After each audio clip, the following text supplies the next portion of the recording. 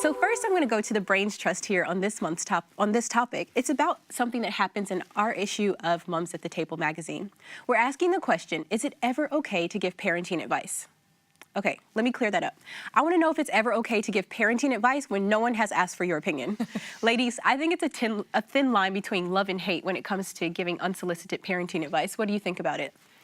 It's definitely a thin line, and it always depends on how well you know the person. Are they a stranger or are they a close friend? And it can be incredibly hard to give advice when you're watching from the outside and you can see something's not going right, or someone's creating a rod for their own back, but it can be just as hard to take it. Has that ever happened to you? Yes, I have had a parent bail me up, and in retrospect, it was rightly so. Like, my daughter hadn't been treating her son the right way, but at the time she emotionally bailed me up and gave it to me in public in front of other people. It was really hard to take. Was it a friend? Yes, it was a friend. Wow. But I shut my mouth, I listened, and I thought, okay, I'm going to need to go home, wipe the emotion from it, talk to my daughter about the situation, and then go from there. So I almost had to just shut down emotionally because I'm like, wow, that's a lot to take. Yep.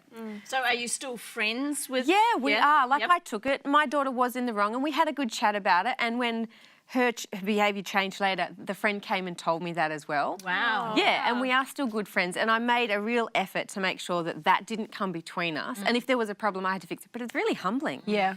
Do you think as a society we're a little bit too easily offended? Because I was just thinking, you know, you're saying that it's very difficult to take advice. It's also very difficult to give it well.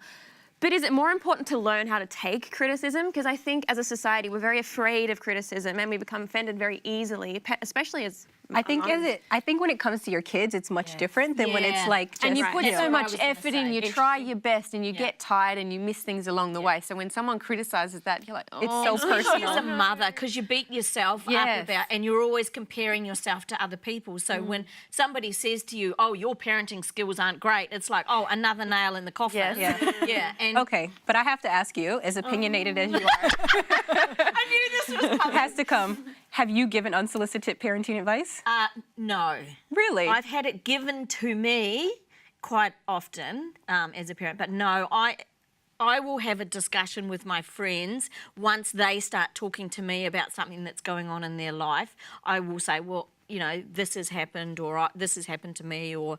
So you wait for them to ask? Or Yeah, I'm not one to jump in. I've had it done to me, and I know how bad I felt having it done, so I'm not...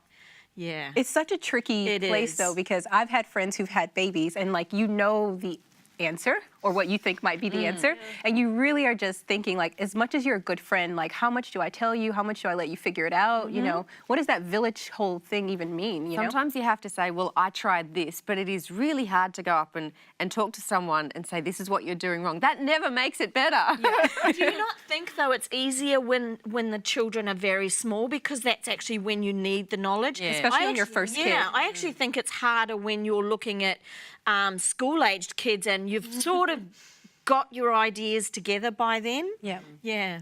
Well, you know what? I want to know which one of us you identify with. Are you more of a mind your business kind of mom, or are you just letting your opinions fly? Let us know in the comment section. We'd love to hear from you.